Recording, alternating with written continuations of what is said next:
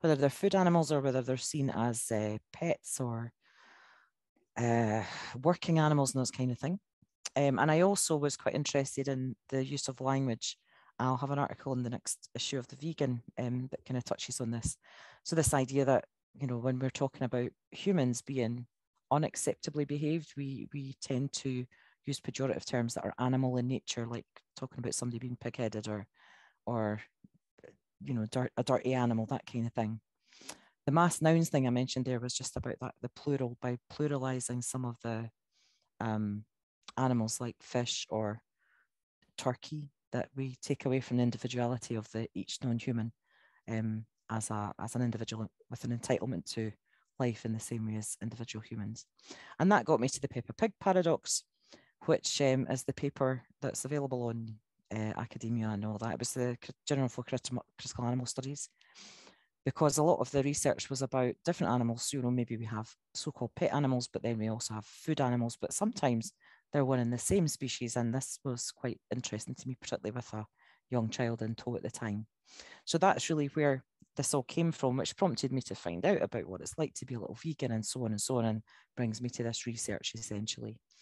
The normalization of eating animals, whilst at the same time saying that we're animal lovers, is so ingrained, it's almost impossible to see a way out of it. So I figured that one of the things to do is to start at the beginning.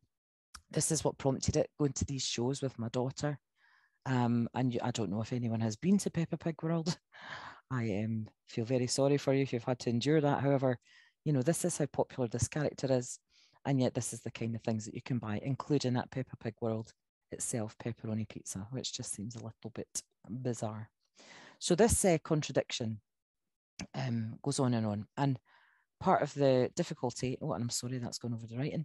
Part of the difficulty here is what happens in childhood, because there's been some recent studies by, I think some guys at Exeter and Kent, that show that actually up to a certain age, children don't really think about the difference between humans and non-humans in the same way as adults do, certainly when they're in primary school. So that is one of the reasons that's where I'm starting. So if we can change things a little bit at the beginning of life when they're learning about animals, and sometimes, and you'll see there, I've got the Royal Highland Education Trusts. It's a DVD, this actually, that goes to all the schools for free and talks about the farming in Scotland. Now, Scotland is known for farming, but there's not just animal farming, and yet the front of the DVD and most of the contents is about animal farming.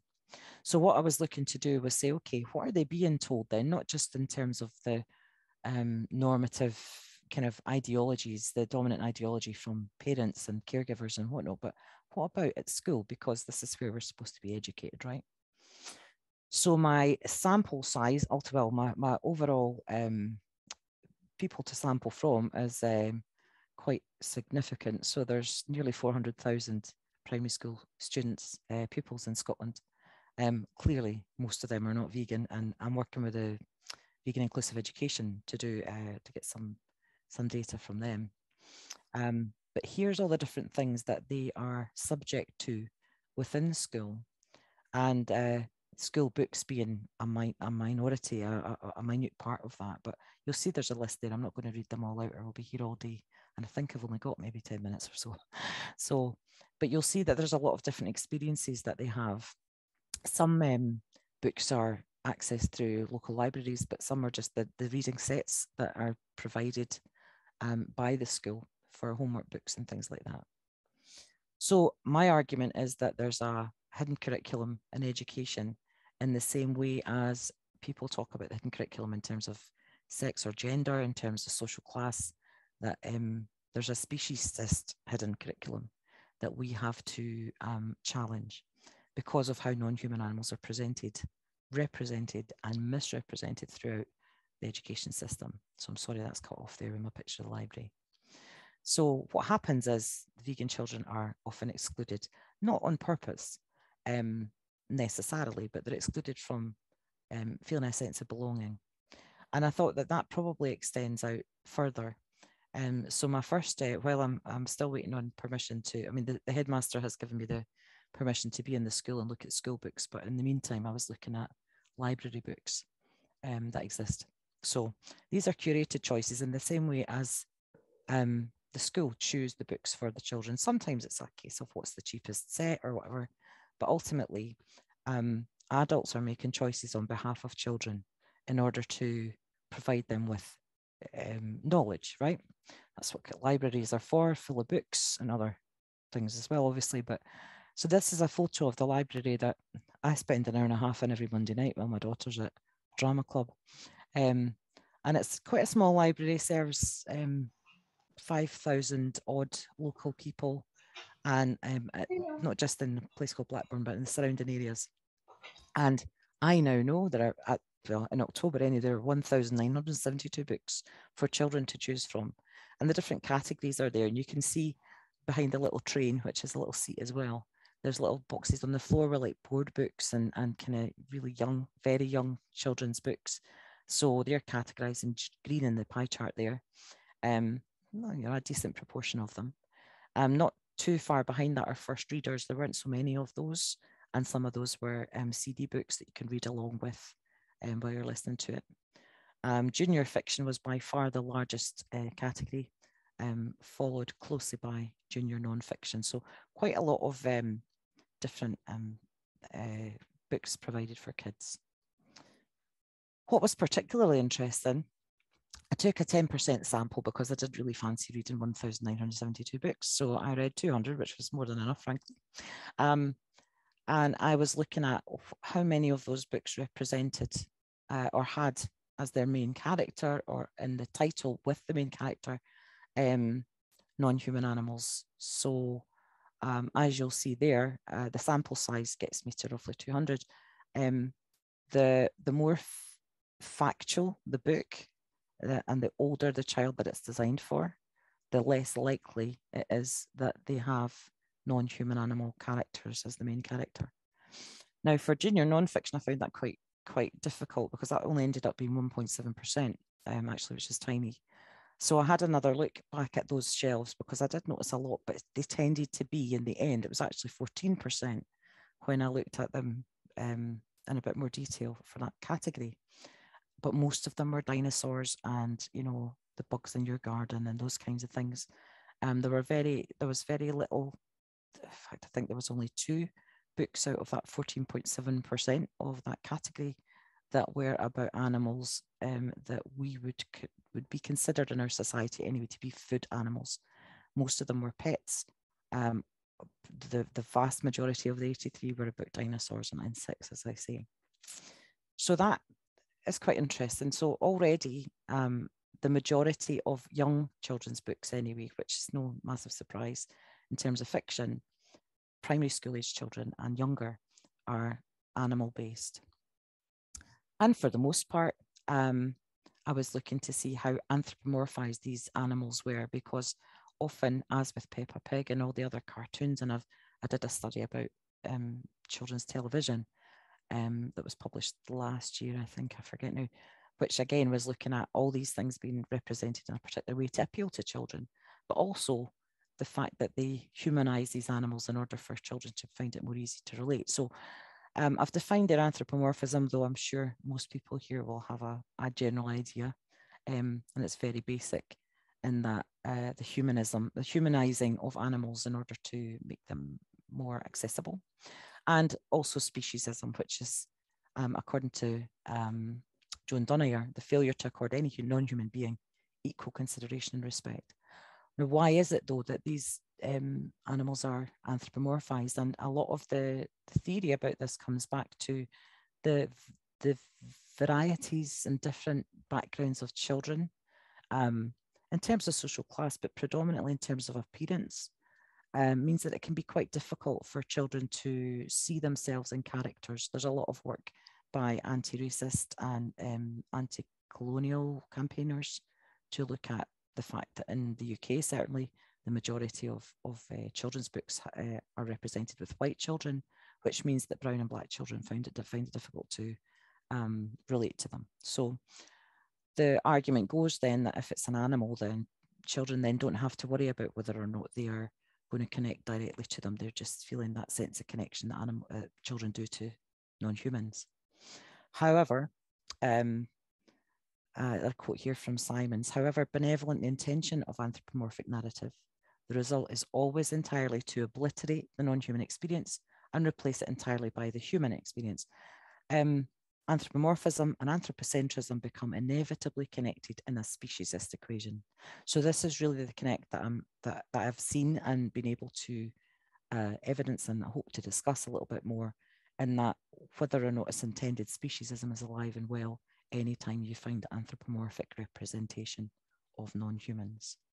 Very, very few of the library books represented real non-humans at all, actually, the very few. I'm not going to take up too much more time, but I just wanted to give a little bit of a sense of just how rife this is.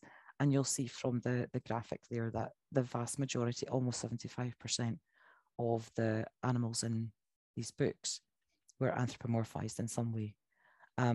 Very few, or about one in four, had any kind of sense of there being a reality for the animal.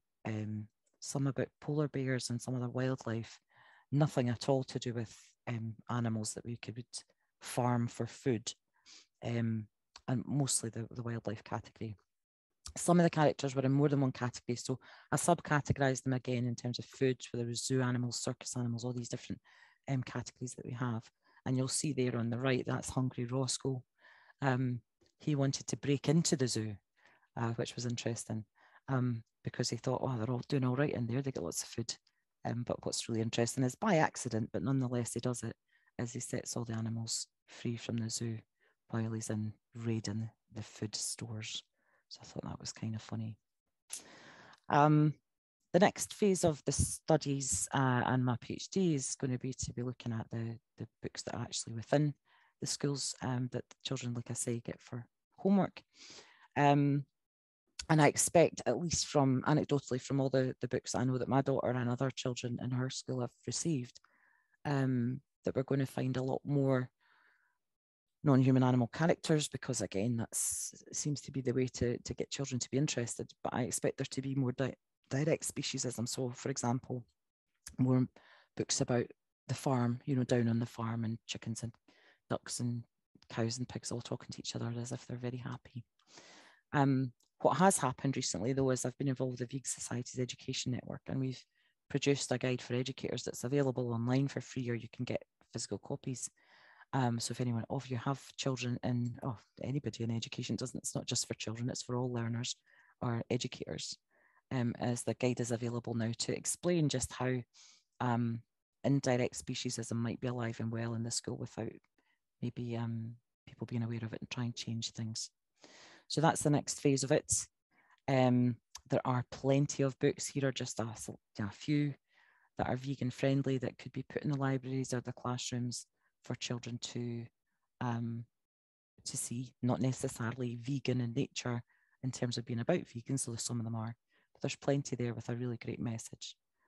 So let's hope that we can try and do that a little bit more. Vivi the Super Vegan has been sent out for free to a lot of schools, actually. I don't have any more to say for today, although I'm always welcome to take any questions or comments or suggestions or information that anyone has. Happy to deal with that anytime. That's a couple of chapters and books that are coming out that are linked to the idea of including children, vegan children in education. And hopefully you guys have got some questions. So thanks very much for listening.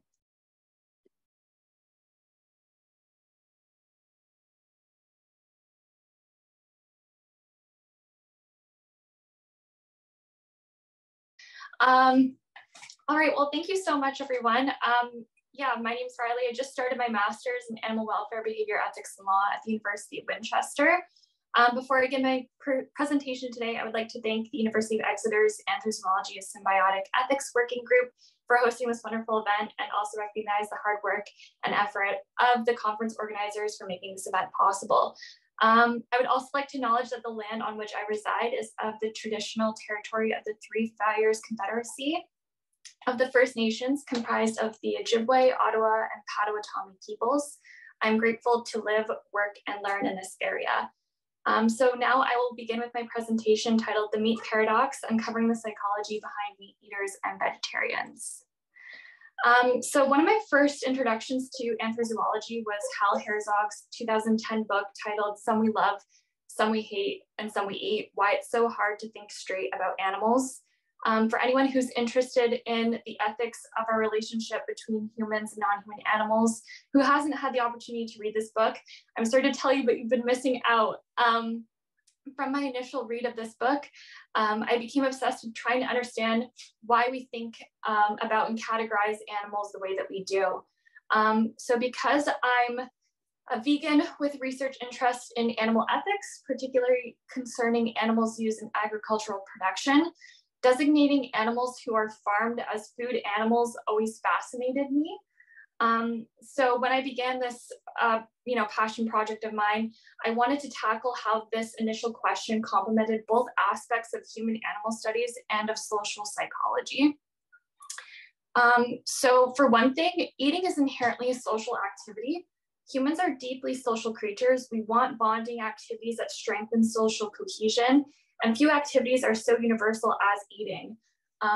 Family meals are widespread and commonplace in almost all cultures, and inviting friends or visitors to dine remains a regular social activity in most societies, with communal eating with guests being widely regarded as both the height of hospitality and an important way of getting to know one another. So with that being said, the question now becomes, what is the effect of the type of food that's put on the dinner plate? Again, another is that personal identity is often associated with our choices. On a daily basis, the actions you take, the people you spend time with, and the principles you choose to defend will define your identity. This amalgamation creates a steady sense of self over time, even as new facets are developed and incorporated into one's identity. When it comes down to the choices you make with regards to the foods you choose to consume, people often tend to identify themselves as a certain type of person. And so in this case, a vegetarian or a vegan, an omnivore, someone who loves to eat meat. And then finally, there are psychological ramifications that come from our actions. We don't exist in a bubble where our impact on other living beings, non-human animals included, is negligible. Even as Isaac Newton explained in his third law, for every action, there's an equal and opposite reaction. Taking the time to think about, evaluate, and scrutinize one's behaviors, thoughts, attitudes, motivations, and desires allows you to analyze your life from both a macro and micro level. Self-reflection is an important aspect of life and psychological maturity. Confronting our psychological pitfalls and the subsequent responses to them can help us identify our biased mindsets, discover truth, and afford us the ability to spot the mistakes we might have committed and recognize our fall, because at the end of the, recognize our flaws, because at the end of the day, we're only human. So what I hope to achieve for my presentation today is a greater understanding of both sides of the fence, but primarily I'm going to focus on vegetarian and avoiding meat.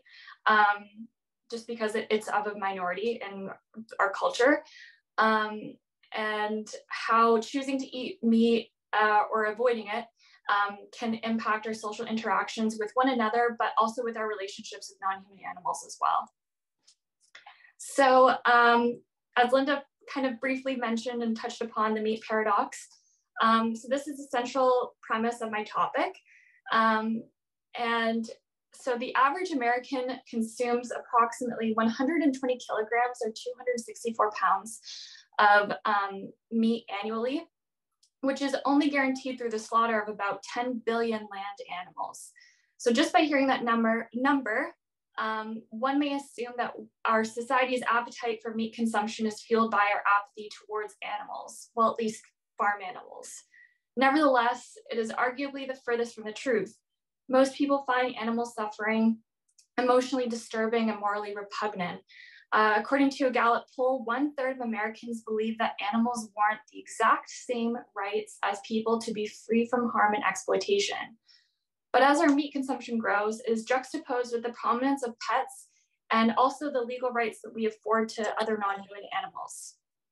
This is what embodies the meat paradox. It's a psychological conflict that occurs when people care about animals and do not want to see them harmed, but engage in a diet that requires them to be killed and usually to suffer. Despite this psychological uneasiness and beliefs surrounding how animals should be treated, most people still continue to eat meat. This highlights a moral dilemma involved in eating eating animals, a dilemma that all people resolve in one form and another. In order to gain a better understanding of this quandary, three aspects are often analyzed. So first is the characteristics of the person. The surest way to avoid moral tension associated with eating animals is to just not eat them. Vegetarians experience no conflict between their beliefs about animal harm and their dietary practices. Studies of vegetarianism have revealed that moral concern regarding the raising and slaughter of animals is a principal motivation for eliminating meat consumption. Nevertheless, vegetarians seldom exceed 10% of any national population. Most people consume meat. The primary motivation of omnivores report that meat tastes good. Its qualities likely reflect an evolved preference for foods that are high in fat, protein, and calories. However, meat can also elicit disgust, both in terms of appetite and morality, therefore providing an emotional base for their moral avoidance of meat. People may also eat meat because it expresses their identity, which I'll talk about later. The second is that it's the animals that are being eaten. Understanding how people think about animals offers insights into the psychology of meat eating that complement the previous point discussed. In particular, an animal's perceived mind and its perceived similarity to humans are key factors influencing people's willingness to eat it. Eating animals is morally troublesome when animals are perceived as worthy of moral concern. This variability is partially determined by the extent to which animals are perceived to be capable of suffering. This idea that animals' pain sensitivity can determine its moral worth dates back to Jeremy Bentham, who argued that the question is not, can they reason or can they talk, but can they suffer? Psychologists have corroborated Bentham's point by finding that the perceived capacity for subjective experience, including the capacity for pain, partially underlies the extent to which entities are deemed worthy of moral concern. Eating a more, quote, mindful animal is often judged as more morally wrong and more subjectively unpleasant. These notions may reflect that omnivores reduce animals' minds to justify the fact that they are being eaten. Alternatively, omnivores may simply choose to eat, quote, mindless animals. Simply being labeled as food undermines an animal's perceived mind. So the perception of animals as relatively mindless may also contribute to the belief that they are dissimilar to humans. And then finally, the act of consumption. Personal attributes and perceptions of animals are relatively independent of the act of eating. However, it is precisely at this moment when a person is eating or intending to eat that we would expect the meat paradox to require urgent resolution. The tension omnivores experience when reminded that their behavior may not match their beliefs and values, and the resolution of this tension by changing those beliefs fits with the theory of cognitive dissonance. Whereas some people, such as vegetarians, reduce this negative state by changing their actions, others may do so by strategically changing their beliefs, specifically about animal minds, suffering, and moral standing. Dissonance theory, therefore, can help explain why the act of eating, which makes the meat paradox highly salient, motivates the psychological changes. So I'm gonna now talk about meat-related cognitive dissonance, and I'm gonna take you back to Psychology 101. So a little more than 60 years ago, Leon Festinger published a theory of cognitive dissonance. Festinger's theory of cognitive dissonance has since become one of the most influential theories in social psychology. Cognitive dissonance is basically a phenomenon whereby we have a natural drive for consistency and that our belief system must be consistent with itself and must be consistent with our actions.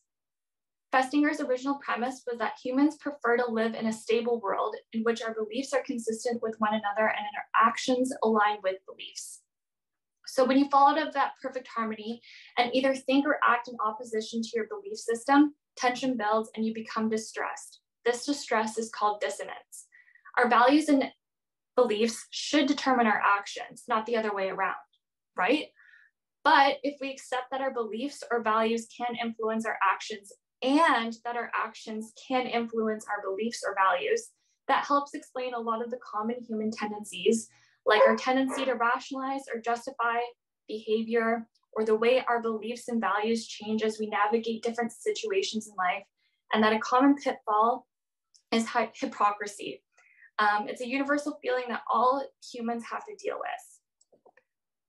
So with that being said, meat-related cognitive dissonance uses a similar framework of basic and applied psychology to the increasing social issue of the practice of eating animals.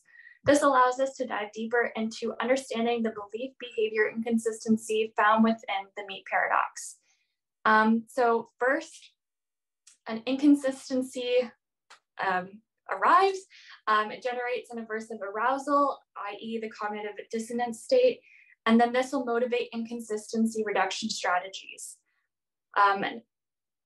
Meat-related cognitive dissonance state occurs when one recognizes one's behavior as a meat eater and realizes that eating meat may cause harm, example to the animals or to the environment, personal health, etc.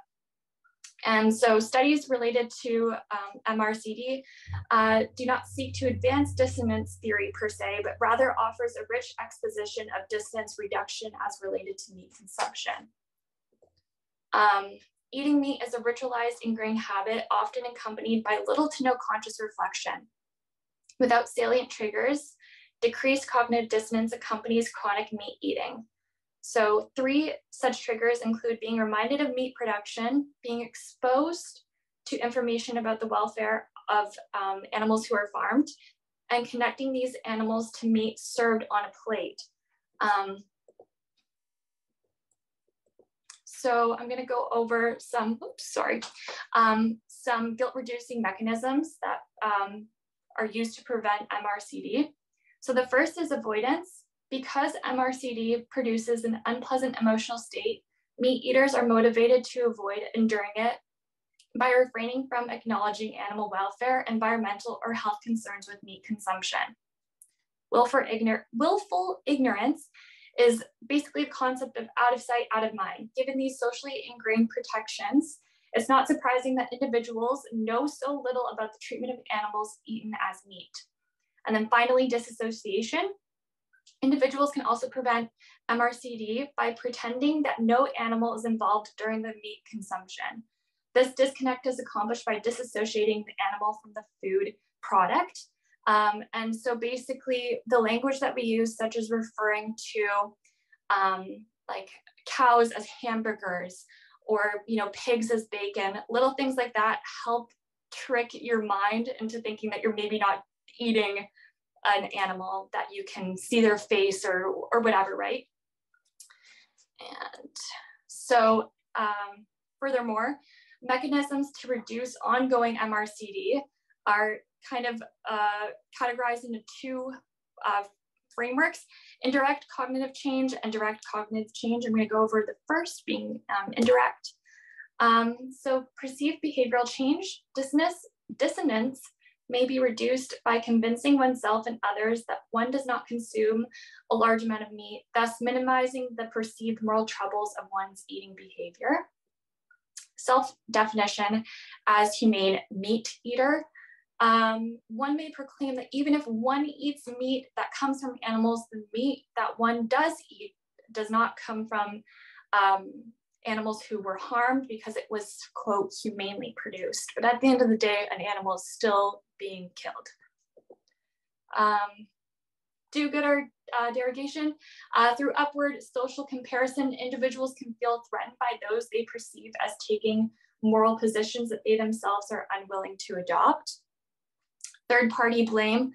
While devaluing vegetarians distracts individuals from considering their own moral shortcomings, another MRCD reducing strategy is to obscure personal responsibility from the mistreatment of animals who are farmed by placing third-party blame on other entities in the food system.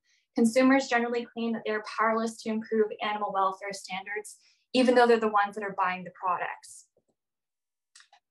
Moral outrage. Individuals may also reduce MRCD by expressing moral outrage at third-party transgressors in the food system, or even at others who mistreat animals outside of the food context. Such moral outrage is partially motivated by an effort to, devoid oneself of personal guilt and to cast dispersions on to others.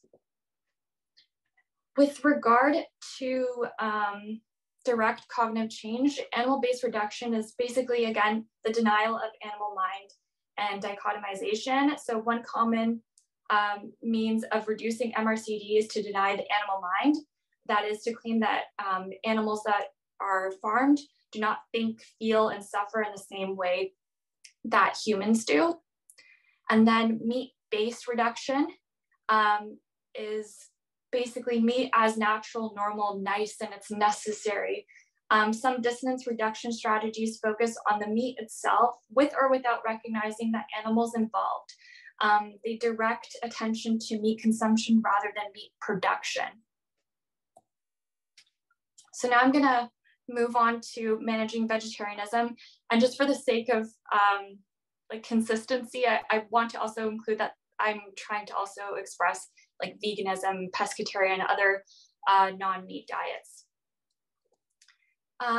So food eating practices are a complex system influenced by both the culture and society in which people are situated, as well as their individual perspectives about food and eating. Vegetarianism is an interesting case because the food choices people make in following a vegetarian diet challenge the dietary principles of the dominant meat eating culture in which many of them are raised. Adopting a vegetarian diet provides people with identities and influences their interactions and management of social and dietary behaviors. This requires that people negotiate between acceptable dietary behaviors as members of the dominant meat-eating culture and acceptable behaviors when they relate to other vegetarians. The process of adopting a vegetarian diet involves not only a change in dietary behaviors, but also a change in identity to being vegetarian. This act supports the notion that people's food choices are intermeshed with their self-identities. And some people also describe it as a spiritual transformation. So it's not just a diet, it's like a whole encompassing thing. Funny enough, in the 1960s, people were labeled as deviant for participating in practices opposing the norms of the values and beliefs of the dominant culture. So again, you kind of have a twofold thing where people that also identified as vegetarian were also deemed as social deviants. More information is needed to understand how being labeled deviant may affect not only how others view vegetarians, but also how vegetarians view themselves and manage their identity. So I know just from personal experience, like my grandmother would always get frustrated with me at holiday events or when she would prepare a meal, and if it had an animal product in it, she would, you know, be upset with me. And it was almost like she was saying that I was socially deviant. And again, tensions at family gatherings connected to symbolic foods and traditions. Okay. And then labels used to form social networks. So labeling provides a way to identify and relate to others participating in similar practices. Adopting the common label of vegetarian established a unifying identity, affiliating people with a group that followed particular types of practices, allowing them to form social networks and aid in maintaining a vegetarian diet. So now with the age of social media, you're seeing a lot more vegan food blogs, restaurants and stuff like that. So people can really form a community with other vegetarians, and labeling isn't so much of not so much of a taboo anymore, I would say. And then there's also social stratification that exists among vegetarians. People who eliminate more animal products from their diets are often viewed with more respect and granted greater, quote, vegetarian status. A vegan diet that includes no animal-derived food of any type tends to be viewed as the purest form of vegetarianism and the ultimate goal that people strive to achieve. And I just realized that I did the wrong PowerPoint and I did not include any of my sources. I do have that if anyone would like to read some of the papers that I grabbed for this. And yeah, but thank you for listening. You can connect with me on LinkedIn or send me an email at r.fisher1.22@unimail.winchester.ac.uk. I'm also on Instagram at the Anthrozoologist, and I do have a website. It hasn't been updated in a while, but it's www.theanthrozoologist.com. So thank you for listening.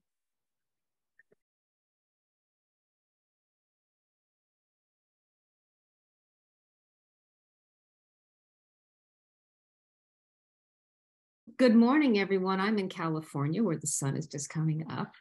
Welcome to this presentation where we're going to discuss animal cruelty in childhood, humane education programs, the role of empathy in our behavior toward others, and then finally a survey of children who participated in a 5-week humane education reading program.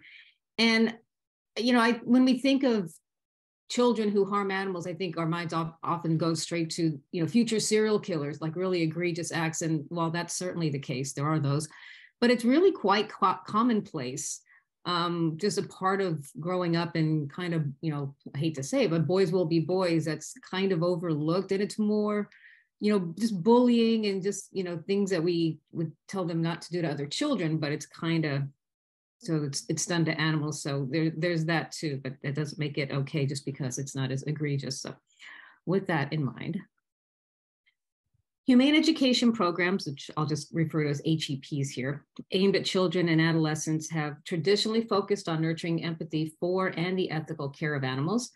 The strong association between animal abuse and domestic violence is often cited as a reason for the promotion of these HEPs as an attempt to prevent violence, not just toward the animals, but ultimately toward humans. Despite this, most HEPs do not adequately address the topic of animal cruelty. So the objective of my research is to determine if a 5-week humane education reading program might impact children's attitudes toward the mistreatment of animals.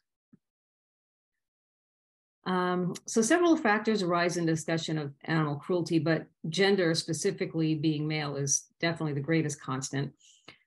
Children abusing animals is not a new phenomenon, as you can see in this 16th century painting. In a 2002 study, undergraduate college students recalled their abuse of animals when they were children. Arnold Arluke, who was the researcher, likens much of their childhood acts of animal abuse as a form of dirty play.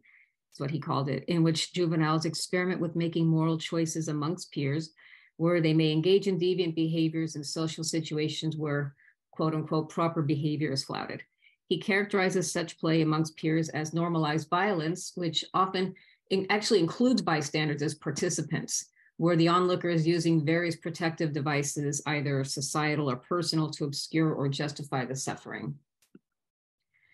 Arluke's devices or barriers to intervention that are used by children who are bystanders are situational, cost reward, and individual. And then you wonder, well, why would they be doing this? And Keller and Feldhaus did some research on that. They came up with this list of motivations for harming animals. Toward countering the numerous factors that might foster childhood animal cruelty and preventing such behavior, Keller and Feldhaus suggest that teaching children kindness to animals might be a step toward a more benign human society overall. Thompson and Gallone are more specific, proposing peer mentors and humane education. Humane education defined here as the attempt to teach respect, compassion, and empathy for animals and respect for their habitat through formal or informal instruction of children is viewed as a possible deterrent against childhood cruelty toward animals. Brief history: the UK established the Society for the Prevention of Cruelty to Animals in 1824. Queen Victoria granted permission for the Royal R in 1840, making it the RSPCA that we know today. The US established the American Society for the Prevention of Cruelty to Animals in 1866. However, humane education failed to become institutionalized as intended, and its support saw a decline in the mid-20th century due to societal upheavals, including 2 world wars and the Great Depression here in the US, which redirected educational priorities and funding. However, interest in humane education reemerged in the 1960s. In addition to traditional animal welfare organizations, a number of independent organizations offering HEPs have emerged in recent decades. Other organizations have been formed to offer resources, networking opportunities, tools, and support to those interested in the field of humane education. Topics covered in HEPs include kindness and empathy toward animals and the importance of spay and neuter. But what's not routinely taught is what to do when witnessing animal cruelty. Of the 27 sessions at the 2019 Humane Summit, which is presented by the Humane Education Coalition, none appeared to address strategies for preventing or confronting animal abuse. And with very few exceptions, most HEPs do not address the intervention of animal cruelty in their online presence.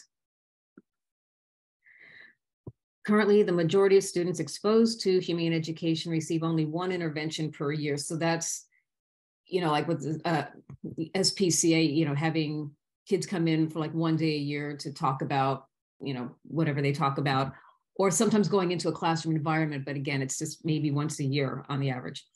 The challenge going forward in advancing the position that humane education be recognized as a priority and not just viewed as a special interest. It's important to note that the term empathy is frequently mentioned in descriptions and discussions of HEP. So therefore, we're going to have a very brief discussion here about empathy and morality. So there's many questions and differing views and theories about human behavior and morality, such as, is cruelty toward other life forms a basal part of humanity? In other words, like, are we born bad? It's kind of that theory. Or is morality inherent and only through moral disengagement are we inclined to display and justify violent tendencies? That's the we are born good theory.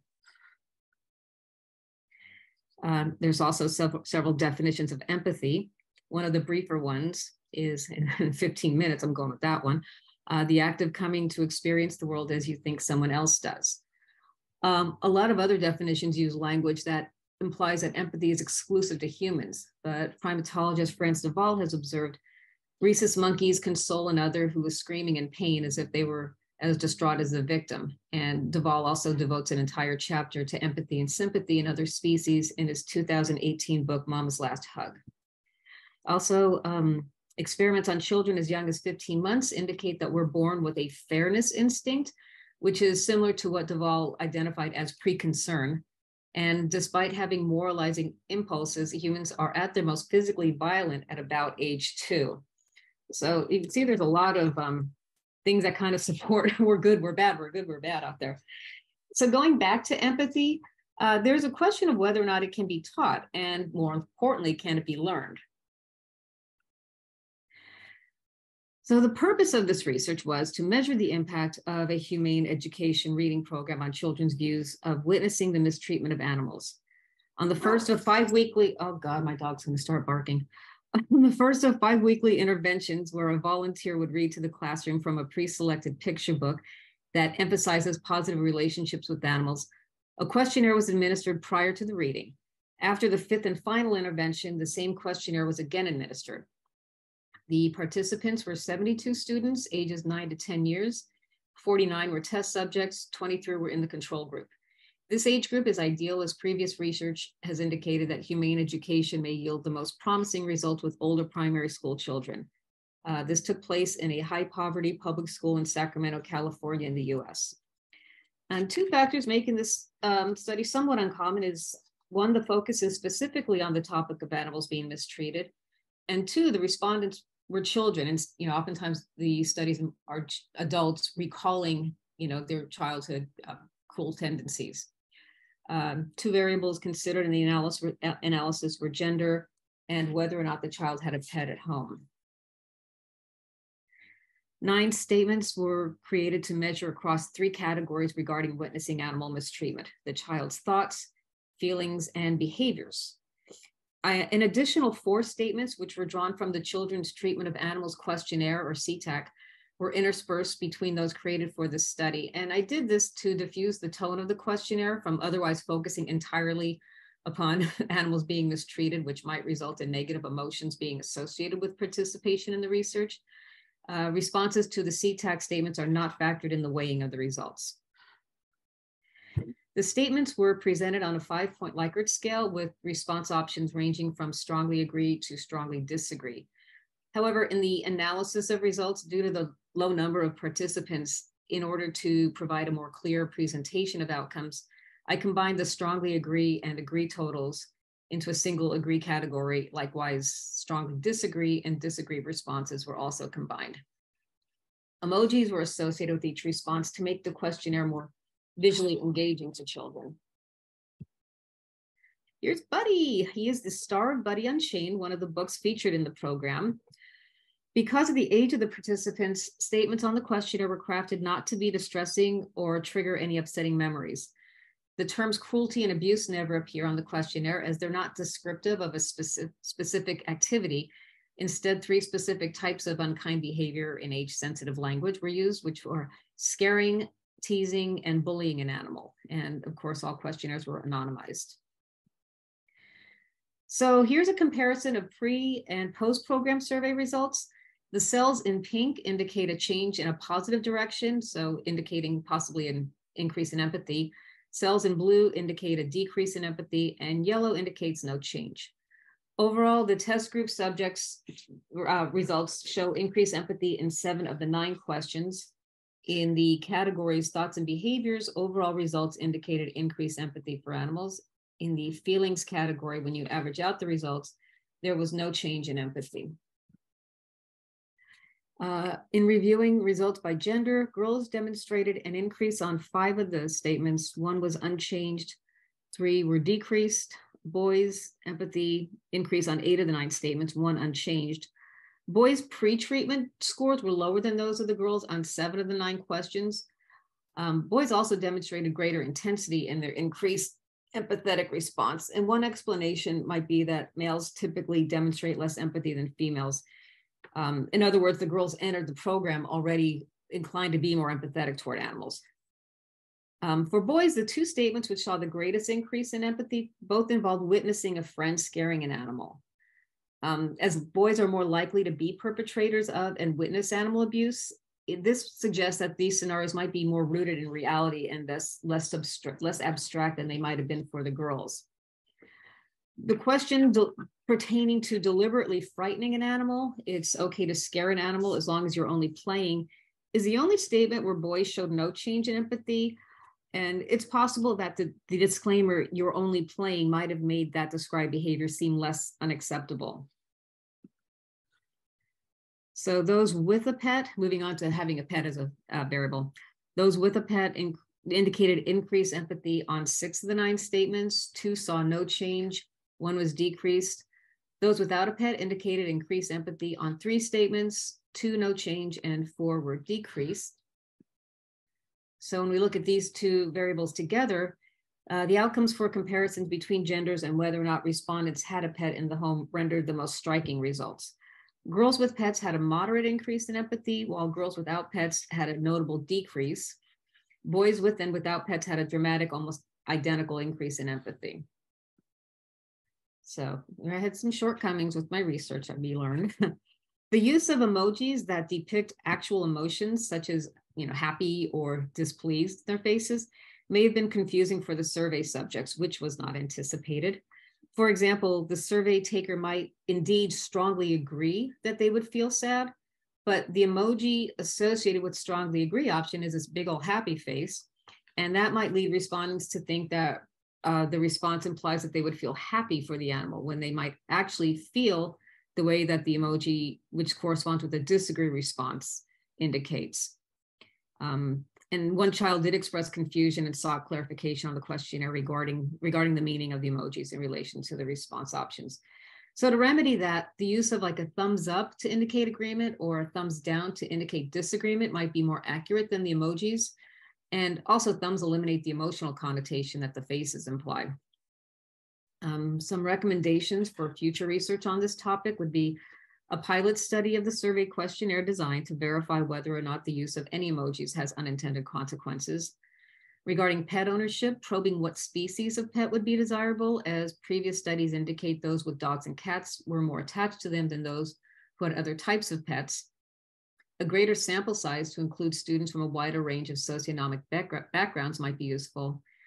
Also, given the number of reported animal abusers in the southern part of the US and in rural areas, a study that measures for regionality where they live could be really insightful. Further qualitative data, such as interviews exploring how children actually feel and think and behave if and when they encounter friends being cruel to animals, would be really informative. And finally, probing questions regarding which factors, such as peers, family, schools, humane education programs, the media, shape their feelings, thoughts, and behavior on this topic would be a valuable addition to this important area of study. And this drawing we're looking at now was done by a survey respondent during, it was done after the reading when there's a discussion and students participate in interactive activities. So I thought that was, I can't remember what the story was specifically about, but within the context, it was really kind of moving. And that's it. Thank you.